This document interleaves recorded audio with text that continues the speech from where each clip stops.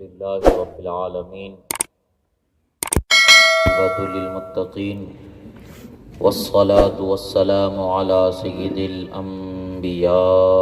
والمرسلين وعلى آله الطيبين الطاهرين وأصحابه المرضيين ومن تبعهم بإحسان إلى يوم الدين. أما بعد، فقد قال الله تبارك وتعالى في القرآن المجيد والفرقان الحميد: أعوذ بالله من الشيطان الرجيم، بسم الله الرحمن الرحيم.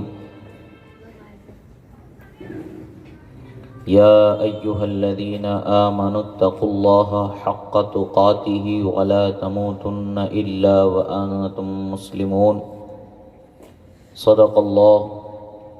صدق الله مولانا العظيم وصدق رسوله النبي الأمين الكريم، ونحن على ذلك لمن الشاهدين والشاكرين والحمد لله رب العالمين. غوث اعظم بمن بے سرو ساما مددے، قبلہ دی مددے، کعبہ ایما مددے،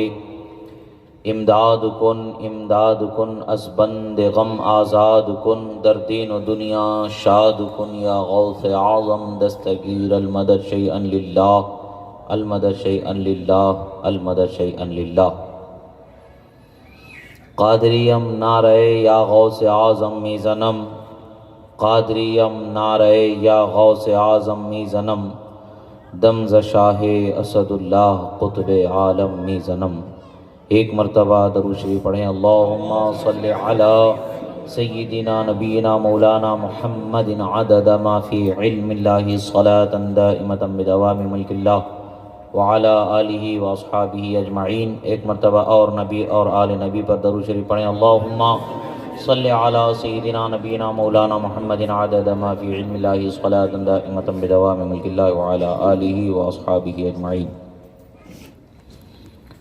پروردگار عالم رب ذوالجلال کا بے پناہ شکر و احسان کہ اللہ نے ہمیں اہل ایمان سے بنایا اور ہمیں اس کے حبیب صلی اللہ تعالی علیہ وسلم کی سچی عقیدت و محبت کرنے والا بنایا اور آپ کی سنتوں سے محبت کرنے والا بنایا اور سنتوں کی ادائیگی کی خواہش اور چاہت رکھنے والا بنایا.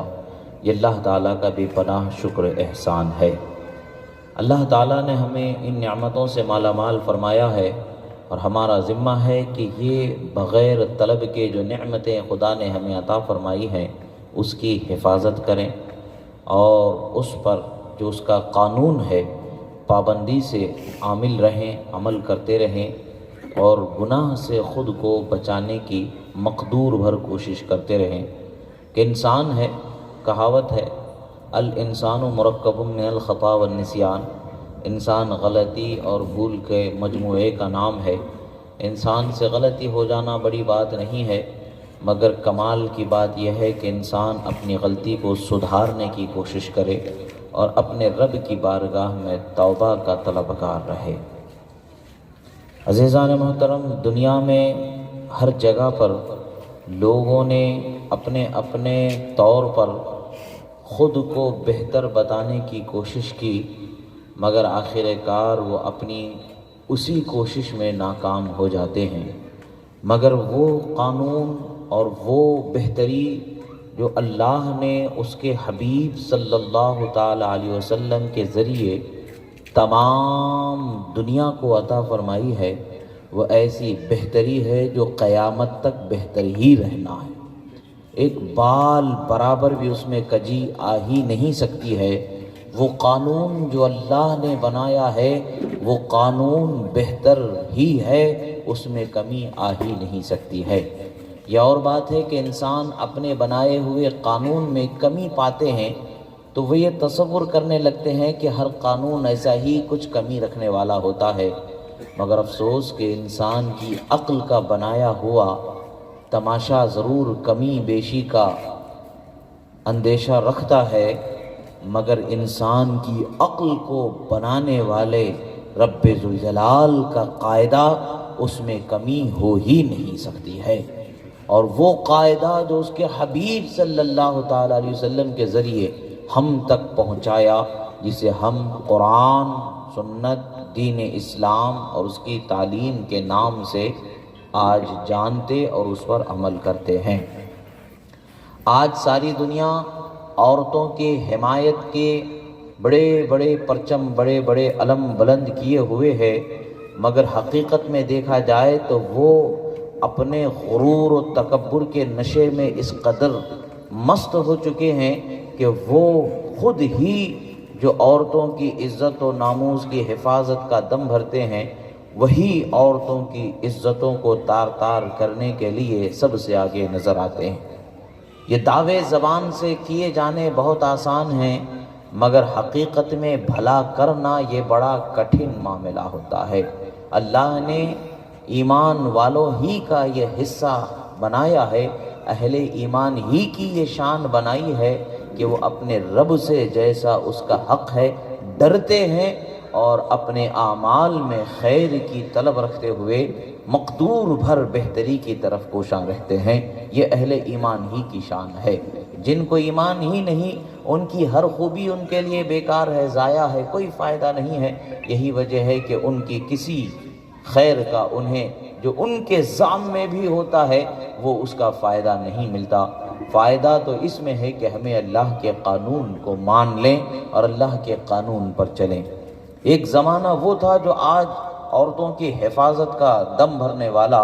ان کے آباء و اجداد کو چند نسلوں پہلے اگر دیکھتے ہیں تو ان کی حالت ایسی تھی کہ ظلم کی انتہا ہو جایا کرتی تھی۔ عورتوں پر اس قدر ظلم ہوتے تھے کہ انہیں زندہ درگور کر دیا جاتا تھا، قتل کر دیا جاتا تھا، مار دیا جاتا تھا، اور ان کی کوئی حیثیت ہی نہیں تھی، کوئی ان کی وقعت ہی نہیں تھی۔ ان کو اپنے لیے پریشانی کا سبب جاننا، بے برکتی کا سبب جاننا اور ان سے خود کو نقصان پہنچنے کا یقین رکھنا، اسی طریقے کے توہمات میں دنیا زندگی گزار رہی تھی کہ عرب کے زمین سے اللہ تعالیٰ نے اپنے حبیب کی صدائے حق کو بلند فرمایا، اسلام کے پیغام کو عام فرمایا، تو وہ ایسی صدا بلند ہوئی کہ حقوق انسانی کا جو آج دم بھرنے والے ہیں وہ بھی حیران ہیں کہ آخر حقوق انسانی کا خیال مذہب اسلام میں جس قدر اہتمام کے ساتھ ہے کسی اور مذہب میں وہ ملتا ہی نہیں ہے۔ مل بھی کیسے سکتا ہے کہ وہ خود ساختہ ہے، یہ خدا کا بنایا ہوا قانون ہے، اور خدا اپنے بندوں کے لیے جو قانون بناتا ہے قسم خدا کی اس میں کوئی کمی ہوتی ہی نہیں ہے۔ اللہ نے ہمیں مکمل قانون عطا فرمایا۔ عورتوں پر ظلم و زیادتیاں ہوا کرتی تھیں، ہمارے آقا صلی اللہ تعالیٰ علیہ وسلم نے ان ظلم و زیادتیوں کو ختم کر دیا۔ رحمت بن کر کے آپ تشریف لائے، لوگوں کو رحم کرنا سکھا دیا، مہربانی کرنا سکھا دیا، اچھے اخلاق کے ساتھ پیش آنا سکھا دیا۔ یہ آج اسلام کا روشن چراغ ہی ہے جس نے ظلم کے تاریکی کو دور کر دیا، رحم و مہربانی اور حسن سلوک کے عظیم روشن دن کے طلوع ہونے کا سبب بن گیا، بلکہ روشن سورج بن کے چمک رہا ہے اور قیامت تک چمکتا رہے گا۔ اللہ نے فرمایا کہ ہم ہی اس دین کے نازل کرنے والے، ہم ہی اس دین کے حفاظت کرنے والے۔ ہاں، اگر ہم خود اپنے عمل کو کوتاہ کر لیں گے تو یقیناً اس کی پاداش ہمیں ضرور بھگتنی پڑے گی۔ کما تدین تدان، اللہ کے رسول نے فرمایا اچھا کرو گے اچھا پاؤ گے، برا کرو گے برا پاؤ گے۔ اس چیز کو ہمیں ذہن میں رکھنا چاہیے۔ یہ شادی بیاہ جو ہوتی ہے، لوگ یہ سمجھتے ہیں کہ عورتوں کا ان کے لیے بچیوں کا ہو جانا، لڑکیوں کا ہو جانا، بہن کا رہ جانا، یہ سارے معاملات ان کے لیے پریشانی کا سبب ہوتے ہیں، اور حقیقت میں ایسا کچھ نہیں ہے، بلکہ ان کے لیے سراپا رحمت کا یہ سبب ہوتے ہیں۔ حضرت عقبہ بن عامر، حضرت انس بن مالک، حضرت جابر بن عبداللہ، حضرت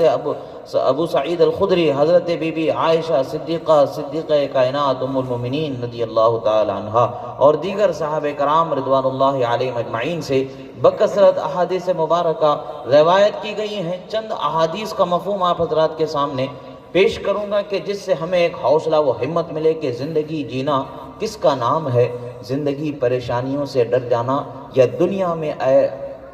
آرام اور آسائش کے طلب میں کوشش میں گزار دینا اس کا نام نہیں ہے، بلکہ آخرت کے سنوارنے کی طرف قدم بڑھانا زندگی کا حقیقی مقصد ہے، اور سچے معنوں میں دیکھا جائے تو وہی زندگی ہے جو آخرت کی طرف بڑھنے والی ہے۔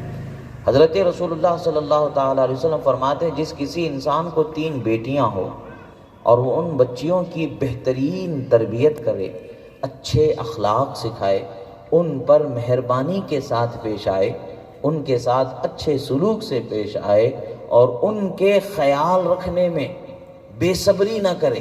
ان کی حفاظت کرنے میں، نگہبانی کرنے میں، ان کے حقوق کی ادائیگی میں بے صبری نہ کرے، بلکہ وہ صبر و سکون کے ساتھ ان کے حقوق کو ادا کرتا رہے، ان کی ذمہ داریوں کو پورا کرتا رہے، اچھے کپڑے پہناتا رہے، اچھا کھانا کھلاتا رہے، اپنی محنت سے جب یہ بندہ کرے گا، اللہ کے رسول صلی اللہ علیہ وسلم فرماتے ہیں اللہ تعالیٰ اسے جنت عطا فرما دے گا۔ اور آج سب سے بڑی پریشانی کی بات ہے کہ جس قوم کے افکار و نظریات کو مٹانا اسلام کی شان ہے، آج اسی قوم کے افکار و نظریات کو بڑی شرمندگی کی بات ہے کہ چند ناخواندہ حضرات یا کم دینی علم رکھنے والے لوگوں کے ذہن و فکر میں بھی یہ کیڑے کل بلانے لگتے ہیں کہ لڑکیاں ہیں، کیسی زندگی ہوگی، ہم کیسے جئیں گے، ہم ان کا کیسا کریں گے، کیا ہوگا، کیسا ہوگا۔ نہیں، اللہ تعالی ہمیں جنت میں جانے کا سبب عطا فرما رہا ہے، آسانی سے جنتی بننے کا موقع عطا فرما رہا ہے، جہنم سے آزادی حاصل کرنے کا موقع عطا فرما رہا ہے، اور ہم اس موقع کو معاذ اللہ، حد تو یہ ہو گئی کہ اگر لڑکی ہو رہی ہے، آج کل کی مشینیں بتا دیتی ہیں کہ بھئی کیا ہو رہا ہے اسکیننگ کے ذریعے، تو اسے وہیں ختم کر دینے کی کوششیں کی جاتی ہیں۔ یہ وہ توہمات اور یہ وہ برے سوچ تھے جس کو اسلام نے 1400 سال پہلے مٹا دیا، اور اسلام نے یہ تعلیم دی کہ عورت، بچیاں جو ہوتی ہیں، لڑکیاں جو ہوتی ہیں، وہ باعث رحمت ہوتی ہیں، وہ باعث برکت ہوتی ہیں، باعث نجات ہوتی ہیں، باعث رضائے الہی ہوا کرتی ہیں۔ یہ مذہب اسلام نے ہمیں یہ ساری تعلیمات بتائی، مگر افسوس کی بات ہے کہ ہم اس سے دور ہوتے جا رہے ہیں۔ وجہ کیا ہے کہ ہم سمجھنا ہی نہیں چاہتے، ہم سیکھنا ہی نہیں چاہتے ہیں کہ کسی جگہ ہم اپنی ذمہ داری کو پورا کرنے جاتے ہیں، کسی جاب کو پورا کرنے جائیں یا کسی مارکیٹ میں بزنس کو سیکھنا چاہتے ہیں، تو ہم پہلے اس کا علم لیتے ہیں کہ ہمیں کیسے کیسے کرنے سے ہمیں کامیابی ہو سکتی ہے۔ مگر افسوس کی بات ہے کہ ہم میں سے کبھی شاید ہی کسی نے کسی مسجد کے امام سے یا عالم سے یا مفتی سے یا اپنے کسی دیندار جن کو اللہ نے دینی علم عطا فرمایا ہے، ان کے پاس جا کر کے اس نے پوچھا ہو کہ مجھے اللہ نے بچے عطا فرمائے تو مجھے کیا فرض ہوگا مجھ پر کہ میں ان کی تربیت کیسے کروں، خدا و رسول کے قانون میں مجھ پر کیا فرض ہے، خدا و رسول کے قانون میں میرا انداز ان کے ساتھ کیسا ہونا چاہیے، میرے اخلاق ان کے سامنے کیسے ہونے چاہیے، میرا کردار ان کے سامنے کیسا ہونا چاہیے، تاکہ میرے بچے آنے سے پہلے میں اپنے اخلاق کو، کردار کو سنوارنے والا ہو جاؤں۔ مگر افسوس کی بات ہے کہ ہم اس کی فکر ہی نہیں ہوتی ہے۔ جیسے ہم سمجھتے ہیں جیسے گھر میں بکری، گائے، بیل پکڑ کے لاتے ہیں، اس کے بچے ہو جاتے ہیں، ایسے ہی شادی کرتے تو بچے ہو جاتے، بس کیا ہے وہ پل جاتے، وہ بھی گھاس کھا رہے، دودھ پی رہے، پل جا رہے ہیں۔ ایسے ہی سمجھتے ہیں کھانا لا کے ڈال دیں گے، کھا لیں گے، پڑھ جائیں گے، بڑے ہو جائیں گے۔ نہیں، ہماری ذمہ داریاں ہیں، حقوق کے ادا کرنے ہیں، کس طریقے سے ہمیں ان حقوق کی ادائیگی کرنی ہے۔ پیارے آقا صلی اللہ تعالی علیہ وسلم نے تعلیم فرمایا، اپنی محنت سے ان کا پیٹ بھرو، یعنی حلال و حرام کی تمیز رکھو، حرام لقمہ مت کھلاؤ، حلال کھلاؤ،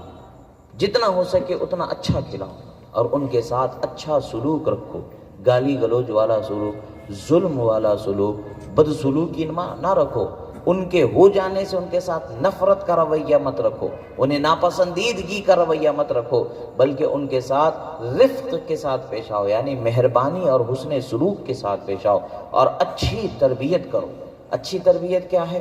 کہ ہم سمجھتے ہیں A for apple B for bat پڑھا دینا اچھی تربیت ہے، کسی بڑے اسکول میں پڑھا دینا اچھی تربیت ہے۔ اچھی تربیت یہ ہے کہ بچوں کو حلال اور حرام کا فرق سمجھاؤ، اسلام اور کفر کا فرق سمجھاؤ،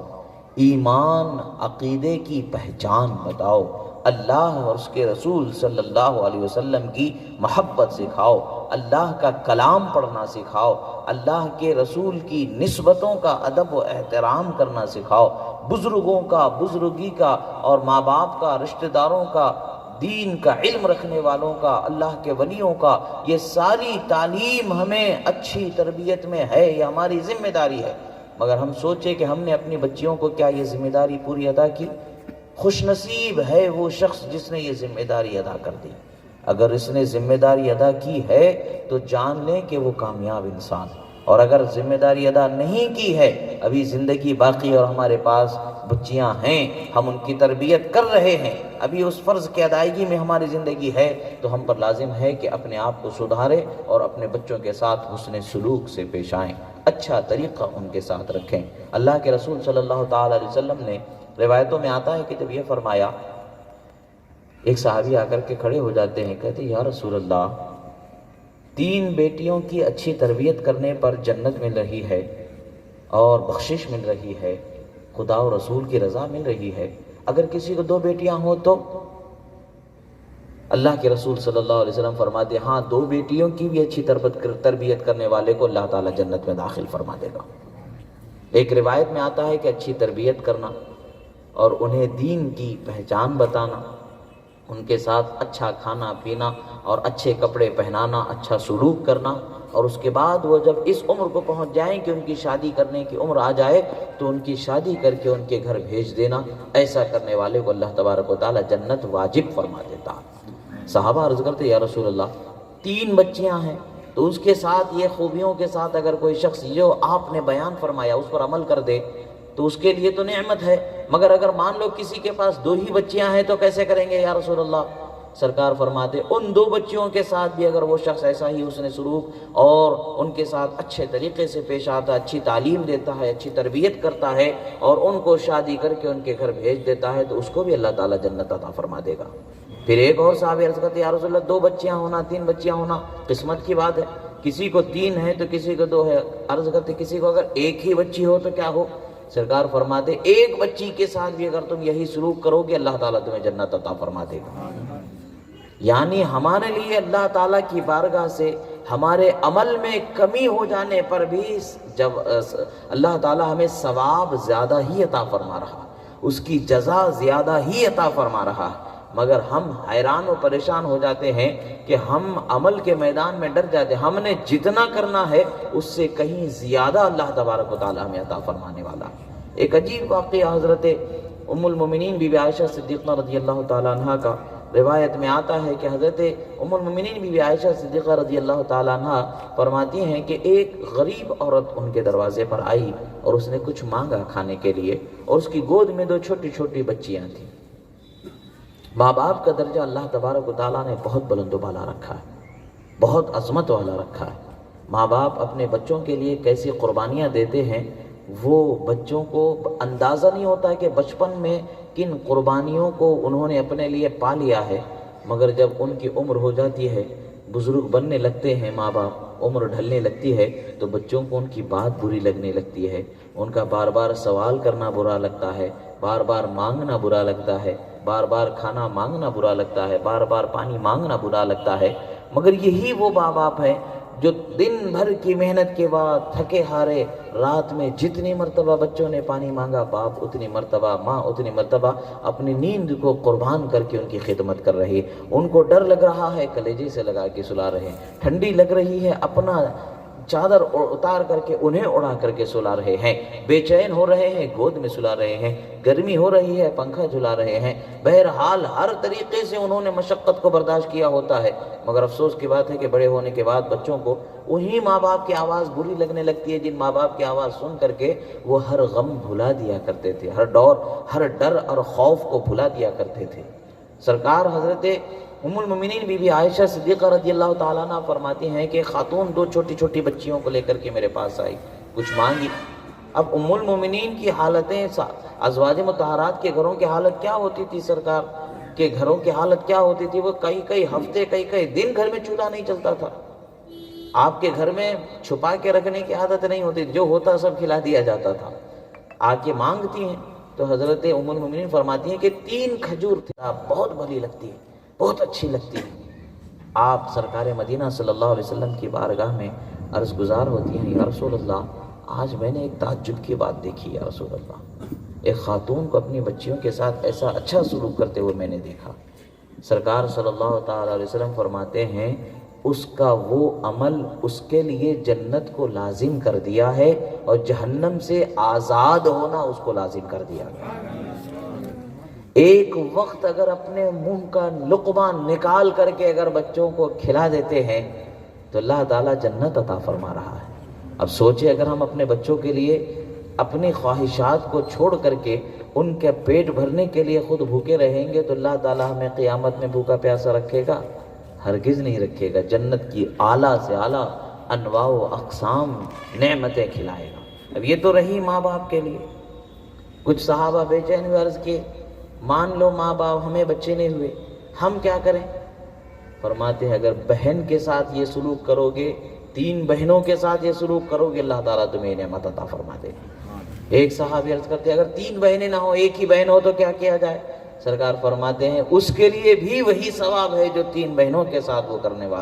کرنے والے کو ثواب عطا فرمایا جاتا ہے۔ یعنی کم زیادہ ہونے کا سوال نہیں ہے، آپ کے عمل کا اعتبار ہے کہ آپ کس قدر سلوک کرتے ہیں، اس قدر اللہ تعالیٰ کی رحمت کے آپ اپنے آپ کو حصے دار بنا لیتے ہیں۔ اور آج ہمارے پاس لڑکیوں کے لیے پریشان ہو جانا، بے چین ہو جانا، ان کو بوجھ سمجھنا، ان کے لیے تکلیف سمجھنا، ان کے لیے بہتر رشتوں کی جستجو نہ کرنا ایک عام سی عادت بنتی چلی جا رہی ہے۔ عزیزو، یہ ہماری ہر ایک کی ذمہ داری ہے کہ ہم اپنی ذمہ داری کو پورا کریں اور اللہ کی بارگاہ میں خود کو جہنم سے بچائے جانے کا حقدار بنائیں اور جنت میں جانے کا حقدار اپنے آپ کو بنائیں۔ زندگی انسان کی دنیا میں بہت مختصر ہے۔ شادی بیاہ، یہ رسم و رواج، یہ ہمیں جتنا ہو سکے اتنا آسان طریقے سے گزارنا چاہیے اور بے جا مطالبات سے اپنے آپ کو بچائے رکھنا چاہیے۔ الحمدللہ دینی تعلیم اور دینی شعور جیسا جیسا لوگوں میں بڑھ جاتا ہے ویسے ویسے ان کے اخلاق بہتر ہو جاتے ہیں۔ بے جا مطالبات، بے جا رسم و رواج، بے وجہ کی خواہشات، یہ سب ختم ہو جاتے ہیں۔ الحمدللہ اہل ایمان میں، مسلمانوں میں یہ بالخصوص ان اطراف میں بہت ساری چیزیں جو برے رسم و رواج تھے سب ختم ہیں، مگر پھر بھی کچھ نہ کچھ تو ہمارے اندر خرابیاں ہوتی ہیں کہ جس کی وجہ سے ہم اپنے گھروں میں اپنی ذمہ داریوں کی ادا کرنے میں پریشانی محسوس کرتے ہیں۔ ہم خود کو جب سنبھالنے لگیں گے تو یقیناً ہمارے آنے والی نسلوں کے لیے بہتر راستے ہموار ہوں گے۔ اور یہاں پر ہمیں ایک چیز کو سمجھنے کا بھی موقع ملتا ہے کہ ہر ماں باپ کے لیے لازم ہے کہ وہ اپنے بچوں کی اچھی دینی تربیت کرے تاکہ رشتہ دین کی تربیت اور دینی پاکیزگی، دینداری کے سبب کیا جا سکے۔ اللہ کے رسول صلی اللہ علیہ وسلم فرماتے تنکح المرأۃ علی ثلاثہ، عورت سے جو شادی کی جاتی ہے اس کی جو خوبیاں ہوتی ہیں وہ 3 خوبیاں ہوتی ہیں، علی حسنہا وعلی مالہا وعلی دینہا۔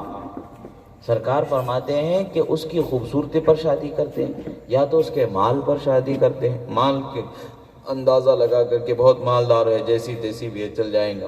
اس کا اعتبار کر کے شادی کرتے ہیں، اور یا تو ایک جو حقیقت میں اصل چیز ہے دینداری کا خیال کر کے لوگ شادی کرتے ہیں۔ اور سرکار صلی اللہ علیہ وسلم نے فرمایا 3 چیزیں شادی کی جانے کی عموماً یا تو خوبصورتی کی وجہ سے، یا تو مالداری کی وجہ سے، یا تو دینداری کی وجہ سے۔ اور آج ہم دیکھیں اپنے آس پاس میں ہم جو تیسری چیز ہے دینداری اس کو بہت کم تلاش کرتے ہیں، خوبصورتی کو سب سے زیادہ تلاش کرتے ہیں، اور مالداری کا بہت خیال ہوتا ہے کہ بھئی کل کو ہمارے بچوں کے لیے سپورٹ ہونا چاہیے، اچھی زندگی ہونا چاہیے، کل کو جئیں گے تب ملے گا، کل کی زندگی کا کس کو کیا پتا، کتنے سال کتنی زندگی ہم کو جینا ہے وہ کیا پتا، صبح ہم میں کون اٹھے کون جائے، خدا کی بارگاہ میں کس کو کب پہنچنا ہے وہ خدا بہتر جانتا ہے۔ ہماری سوچ پاکیزہ ہونی چاہیے، وہ کام ہونا چاہیے کہ جس سے قیامت میں ہمیں اللہ تعالیٰ بخش دے، ہم پر مہربانی فرمائے۔ سرکار مدینہ صلی اللہ علیہ وسلم فرماتے فَاظْفَرْ بِذَاتِ الدِّينِ، کامیابی اگر چاہتے ہو تو نہ خوبصورتی کے پیچھے بھاگو، نہ مالداری کے پیچھے بھاگو، دیندار خاتون سے نکاح کرو کہ اللہ تعالیٰ تمہیں کامیاب فرما دے گا۔ اور پھر حضرت امام عسقلانی علیہ رحمۃ و رضوان کا ایک رسالہ ہے الافصاح فی احکام النکاح. آپ فرماتے تزوجوا النساء فانہن یاتین بالرزق او کما قال صلی اللہ تعالی علیہ وسلم. روایت آپ بیان فرماتے ہیں کہ اگر آپ کے گھر میں برکت نہیں ہو رہی ہے، آپ پریشان ہو رہے ہیں اور پریشانیوں کا سامنا ہو رہا ہے، تو آپ نے شادی نہیں کی ہے، شادی کر لیں. عورتیں رزق اور برکت لے کر کے تمہارے گھر میں آئیں. اللہ تعالیٰ بچیوں کو پیدا فرما رہا ہے ہمارے گھروں میں، تب بھی برکت فرما رہا ہے، نعمت عطا فرما رہا ہے، اچھی تربیت، اور ہم ان کے حقوق اگر ادا کریں گے تو اللہ تعالیٰ ہمیں نعمت عطا فرما ہے. اور ایک روایت میں کہ واتقوا اللہ فیہن فرمایا، اللہ کا ڈر یاد رکھو ان کی تربیت کے معاملے میں. ظلم نہ کرو، زیادتی نہ کرو، ان کے ساتھ بدسلوکی نہ کرو. اگر کرو گے تو اللہ کی بارگاہ میں جواب دینا ہے. اچھا سلوک کرو، یہ اللہ کی طرف سے تم پر یہ حق ہے کہ تم ان کے ساتھ بہتر سلوک کرو، اور اگر اس میں کمی کرتے ہو تو پھر اللہ کی بارگاہ میں جواب دینا ہوتا ہے. مگر افسوس کی بات ہے کہ آج حال ایسا ہو گیا کہ بھئی کیا ضرورت ہے کہ بھئی 2 بہنوں کا خیال کرے، کیا ضرورت ہے 3 بہنوں کا خیال کرے، کیا ضرورت ہے 1 بہن کا خیال کرے، بھئی ہم اپنا خیال کریں گے. آج تم اپنا خیال کرنے کا بہانہ بنا کر کے حقوق ادا کرنے میں اگر کمی کرو گے تو کل اللہ کے پاس جو سوال ہوگا، جو حساب ہوگا، اس میں تمہیں بچانے کا کوئی ذریعہ اپنے آپ کو نظر نہیں آئے گا. اگر اللہ کے رسول کی رحمت کے حقدار بننا چاہتے ہیں تو آج اپنے اخلاق و کردار کو ایسے بنائیں کہ آج مثال کے طور پر ہوتا یہ ہے کہ وہ نوجوان بچے جو کام کرنے والے ہوتے ہیں، کام کرتے ہیں، بہت اچھا کام کرتے ہیں، ایک بزنس کا ایک لائن وہ پکڑ لیتے ہیں، ہزاروں روپے کمانے لگ جاتے ہیں، مگر جب گھر میں بہنوں کی ضرورتوں کو یا گھر کی ضرورتوں کو پوری کرنے کی بات آتی ہے تو ان کے ہاتھ رکنے لگتے ہیں، ذہن کوتاہ ہونے لگتا ہے، دل چھوٹا ہو جاتا ہے. مگر وہی اگر اپنے دوستوں میں اور اپنی خواہش کی الگ الگ جن سے مخالف ہو یا جن سے موافق ہو، جیسا بھی ہو، کھیل کود میں سمجھو یا ہنسی مذاق میں سمجھو یا ایسے ہی گناہ کے اعتبار سے قدم بڑھاتے ہوئے جو پیار محبت کا نام دے کر کے شرع کے قانون کو پامال کرتے ہوئے قدم آگے بڑھتے ہیں، وہاں تو ہزاروں کا اندازہ لگائے بغیر پیسے خرچ کر دیتے ہیں. یہ افسوس کی بات ہے کہ ہمیں اپنے اخلاق کو سدھارنے اور اپنے مال کو جن پر خرچ کیا جانا ہے اس خرچ کیے جانے کے حساب کتاب سے بچنے کا راستہ اللہ فرماتا ہے. اور یاد رکھیں اولاد کے حق میں جو خرچ کیا جائے گا، اب آپ اپنے گھر میں بیوی کو، بچوں کو، بہن کو، بھائی کو، اپنے رشتہ داروں کو جو کھلائیں گے، پلائیں گے، پہنائیں گے، اڑائیں گے، اس پر آپ سے سوال نہیں ہوگا. اور ایسے ہی آپ ضائع کر دیں گے یا بے ضرورت آپ خود پہنیں گے تب بھی آپ کو سوال کا جواب دینا ہوگا. ضرورت کیا ہے؟ جب 1 ڈریس تھا تو 2 ڈریس کی ضرورت کیا ہے؟ آپ بریانی کھا چکے تھے تو پھر سے کھانے کی کیا ضرورت ہے؟ یہ سوال ہوگا ہمارے لیے، ہم کو جواب دینا ہے. مگر جب ہم اپنے اہل و عیال کے لیے کریں گے، وہ جن کے حقوق، جن کے ساتھ اچھا سلوک کرنا اللہ نے ہم پر لازم رکھا، اللہ رسول کے قانون میں جن کا ہمیں خیال کرنا ہے، ہم ان کے لیے اگر خرچ کرتے ہیں تو یقیناً اللہ تبارک و تعالی ہم کو اس کا اجر عطا فرماتا ہے اور اس کا بدلہ عطا فرماتا ہے. وہ بدلہ کیا ہے؟ جہنم سے آزادی عطا فرما دیتا اور جنت واجب فرما دیتا. یاد رکھیں کہ قیامت کے دن سوال تو سب سے پہلے ایمان کے بعد نماز کا ہی ہوگا، مگر نام اعمال جو تولے جائیں گے، انسان کا اپنے اہل و عیال کے ساتھ جو خرچ کیا گیا ہے اس عمل کو تولا جائے گا. تو ہمارے لیے بڑی خوبی کی بات ہے، خوشی کی بات ہے کہ ہم اپنے ذمہ داری جو اللہ نے دی ہے، لڑکیوں کی اچھی تربیت کرنا، اچھے اخلاق سے آراستہ کرنا، دینی تعلیم انہیں سکھانا، دینی تربیت انہیں سکھانا. ڈاکٹر انجینئر بنانا بڑا آسان ہے، اللہ کا ڈر دل میں بسا دینا بڑا مشکل کام. اگر آپ نے اپنی بچی کے دل میں خدا کا خوف بسا دیا تو آپ زندہ رہیں یا نہ رہیں کوئی فرق نہیں پڑنے والا ہے. وہ تو خدا سے ڈرتے ہوئی پاکیزہ زندگی گزارے گی، اور جب کل قیامت میں اٹھائی جائے گی تو اس کی پاکیزہ زندگی اور اس کے صبر کے ساتھ جو زندگی اس نے گزار دی ہوگی وہ آپ کی تربیت کی وجہ سے ہے، تو اس کا بھی اجر آپ کو اللہ تعالیٰ قیامت پہ عطا فرمائے گا. اور اگر آپ نے تربیت میں کمی کر دی اور آپ نے اس کی صحیح تربیت نہیں کی اور وہ قدم غلط اٹھا دیتی ہے تو اس کا جواب آپ کو دینا ہوگا۔ اس چیز کو ذہن میں رکھیں۔ یہ شادی بیاہ کا موقع ہے، اس لیے چند باتیں عورتوں کے متعلق سے خصوصیت کے ساتھ، بچیوں کے متعلق سے، نوجوانوں کے متعلق سے کچھ چیزیں ذہن میں آئیں تو میں نے آپ حضرات کے سامنے عرض کیا۔ اس کا یہ مطلب نہیں کہ آپ اپنے حقوق کی ادائیگی میں کمی کر رہے ہیں، مجھے کیا خبر، وہ تو اللہ بہتر جانتا ہے آپ کے عمل میرے عمل۔ مجھے بس نصیحت کرنا میرا ذمہ ہے کہ حق بات، سچی بات آپ تک پہنچا دینا ہے۔ اس کا یہ مطلب نہیں کہ آپ سب یہ گناہ کر رہے ہیں، یہ کام کر رہے ہیں، نہیں، بلکہ اپنے آپ کا محاسبہ کریں۔ اگر خود میں یہ کمی پاتے ہیں تو کس پہلو سے ہمارے اندر کمی ہے، اس پہلو کی کمی کو سدھارنے کی کوشش کریں۔ عموماً کیا ہوتا ہے کہ غریبی کا لحاظ کر کے یا اور کسی چیز کا کم خوبصورتی کا لحاظ کر کے لوگ شادی بیاہ سے کتراتے ہیں۔ یاد رکھیں کہ نہ مالداری ہمارے کام آنے والی ہے، نہ خوبصورتی ہمارے ساتھ ہمیشہ رکنے والی ہے۔ بڑے بڑے بادشاہوں کو فقیر ہوتے دیکھا ہے اور بڑے بڑے فقیروں کو بادشاہ ہوتے دیکھا ہے۔ اب آپ دیکھ لیں ہمارے ملک کے ہی کتنی ایسی آپ کو لوگوں کی مثال مل جائے گی جو کل ہماری نگاہوں کے سامنے ایک عام سی زندگی جیتے تھے اور آج بڑی بڑی بادشاہوں کی جیسی زندگی جی رہے۔ یہ تو اللہ تعالیٰ کی قدرت ہے، کبھی امیر کو غریب بنا دیتا ہے تو کبھی غریب کو امیر بنا دیتا ہے۔ اس کی شان ہے، پیسہ دے کر کے بھی آزماتا ہے، نہ دے کر کے بھی آزماتا ہے۔ آزمائش وہ اچھی جس میں وہ ہم اس کی مہربانی سے کامیاب فرما دے۔ ہم کامیابی حاصل نہیں کر سکتے جب تک کہ اس کی مہربانی ہمارے ساتھ شامل حال نہ ہو۔ اور اللہ تعالیٰ فرماتا ہے میں میرے بندے کے ساتھ ایسے ہی پیش آتا ہوں جیسا وہ میرے ساتھ گمان رکھتا ہے۔ اللہ ہمارے ساتھ مہربانی فرمائے گا، اگر یہ ہمارا گمان ہے تو اللہ تعالیٰ یقیناً ہم پر مہربانی فرمائے گا۔ زندگی بہت مختصر ہے، ہماری ذمہ داریاں بہت زیادہ ہیں، اور آج ہم مال کے معاملے میں، دولت کے معاملے میں، کاروبار کے معاملے میں، کبھی اس معاملے میں کبھی اس معاملے میں الجھے بہت ہیں، مگر اس الجھاوے کا سارا غبار گھروں میں اتارا جاتا ہے۔ بچیوں پر سختی کی جاتی ہے، ارے کل ہی تو تمہارے لیے یہ چیز لائی گئی تھی، کل ہی تو یہ تمہارے لیے لائی گئی تھی، کیا بات ہے روز کا ناٹک لگا کے رکھے، ساری چیزیں ہیں۔ ہمارے لب و لہجے کے اندر مٹھاس ہونی چاہیے، ہمارے اخلاق و کردار کے اندر مٹھاس ہونی چاہیے، اس لیے نہیں کہ ان کو اچھا لگے، اس لیے کہ اللہ اور اس کے رسول کو ہمارا عمل اچھا لگے، اللہ اور اس کے رسول کی بارگاہ میں ہمارا عمل قبول ہو جائے۔ اگر خدا ہمارے عمل کو قبول فرما لے گا تو ان بچیوں کو بھی صبر عطا فرما دے گا، ان بچیوں کے اخلاق میں بھی خوبیاں عطا فرما دے گا۔ آپ خدا کی رضا کے لیے اگر اپنی بچی کو سکھانا چاہیں اچھی بات، آزما کے دیکھیں، یقیناً وہ ادا اللہ تعالیٰ آپ کی اس خواہش کو اس بچی میں ضرور عطا فرما دے گا۔ مگر بات کیا ہے، خلوص سے آپ کو بڑھنا ہے، صبر سے آپ کو آگے بڑھنا ہے۔ یہاں پر اللہ کے رسول صلی اللہ علیہ وسلم نے فرمایا وَاصْبِرْ عَلَيْهُنَّ، اور ان پر صبر کے ساتھ رہو۔ پتہ چلتا ہے کہ یہ ایسا معاملہ ہے کہ آسانی سے قدم نہیں بڑھ سکتے، صبر بہت ضروری ہے، تبھی رسول اللہ نے صبر کی تلقین فرمائی۔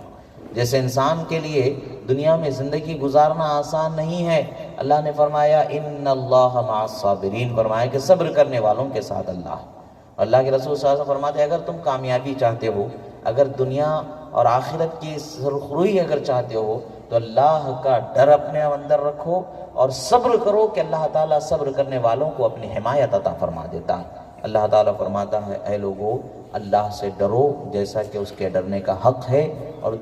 تم دنیا سے نہ اٹھو اس طرح پر کہ تم ایمان والے نہ رہو، بلکہ تم ایمان کی حالت ہی میں دنیا سے اٹھنے والے ہو جاؤ۔ یعنی اللہ کا ڈر رکھو اور اپنے ایمان و عقیدے کی حفاظت کرو، سلامتی رکھو، اخلاق و کردار کی پاکیزگی کو سنوارو، اور بچیاں ہیں تو خوشی مناؤ کہ اللہ نے جنت کی ضمانت عطا فرما دی،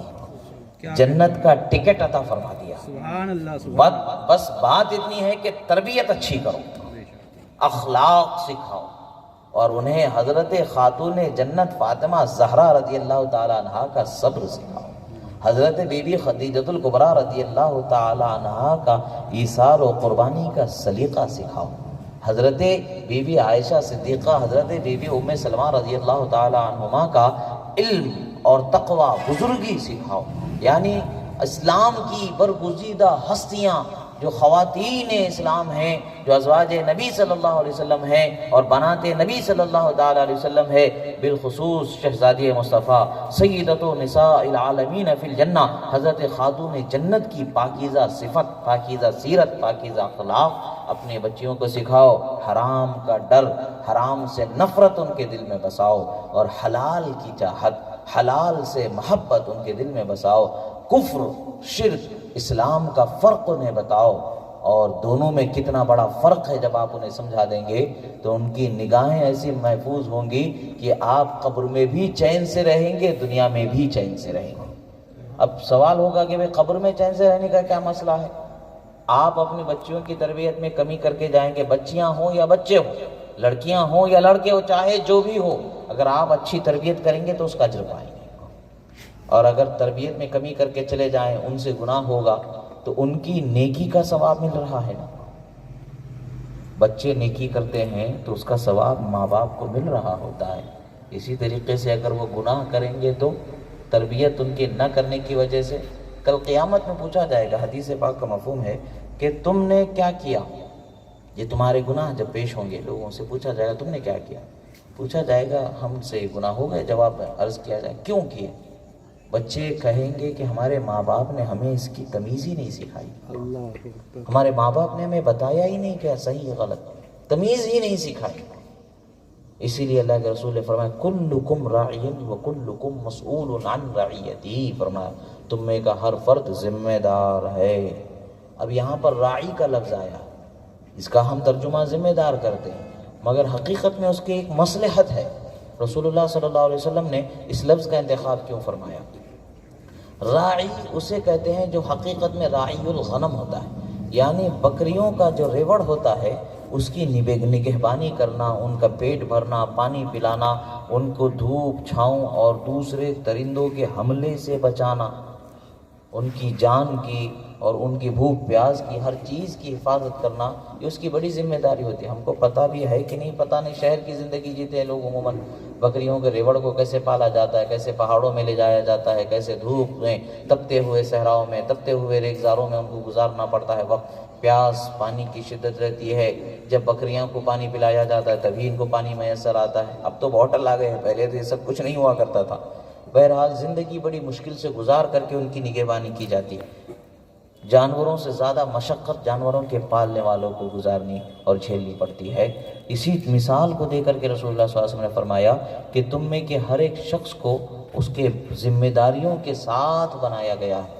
آپ کو نگہبانی، بھوک پیاس، کھانا پانی اور دوسروں کی بری نظر سے، برے حملوں سے، بد اخلاقی، بد کرداری جسے ہم کہہ سکتے ہیں، ان ساری چیزوں سے اپنے آپ کو بچائے رکھنا، اور اپنے ذمہ داری میں جن چیزوں کو دیا گیا ہے، جیسے ماں باپ کو اولاد ان کی ذمہ داری میں دی گئی ہے، تو ماں باپ کی ذمہ داری ہے کہ اولاد پر ہر بری نظر سے حفاظت کا سامان پیدا کریں، ہر برے کردار سے انہیں بچائیں، ہر برے اخلاق سے انہیں بچائیں، شیطانی بری نظر سے بچائے، انسانی بری نظر سے بچائے، انسانی بری اخلاق سے بچائے، حلال حرام کی تمیز سکھائیے، ماں باپ کی ذمہ داری ہے۔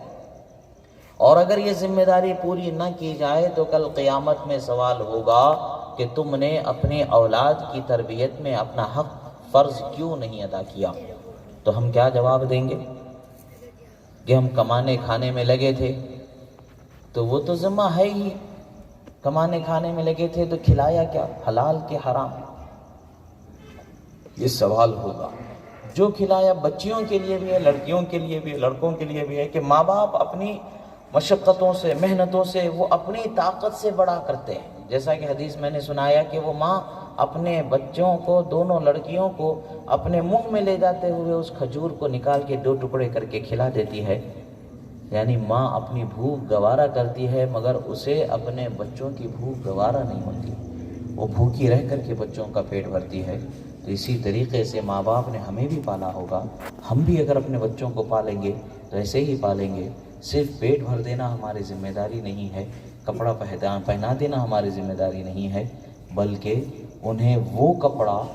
جو شریعت کا لباس کہا جاتا ہے، یعنی ظاہر و باطن میں ان کے ایسے نکھار و سدار اخلاق کا، اخلاق مصطفیٰ کا لباس پہنانا ہے کہ جس سے وہ دنیا میں بھی خدا و رسول کی رضا پر جینے والے رہیں، اور آخرت میں ان کے اس عمل کی برکت سے انہیں بھی بخشا جائے اور ہمیں بھی بخشا جائے۔ ان چیزوں کی طرف خیال رکھیں، اولاد کی بہتر تربیت کی کوشش کریں۔ شادی بیاہ کے معاملے میں مال و دولت خوبصورتی کا خیال نہیں بلکہ دینداری کا خیال کریں کہ یہی حقیقی کامیابی ہے۔ اللہ تبارک و تعالیٰ سے دعا ہے جو کہا گیا سنا گیا، کہنے میں سننے میں جو غلطی ہوئی اللہ تعالیٰ اسے معاف فرمائے۔ اقول قولی ھذا استغفر اللہ لی ولکم ولسائر المؤمنین۔ السلام علیکم ورحمۃ اللہ تعالیٰ وبرکاتہ۔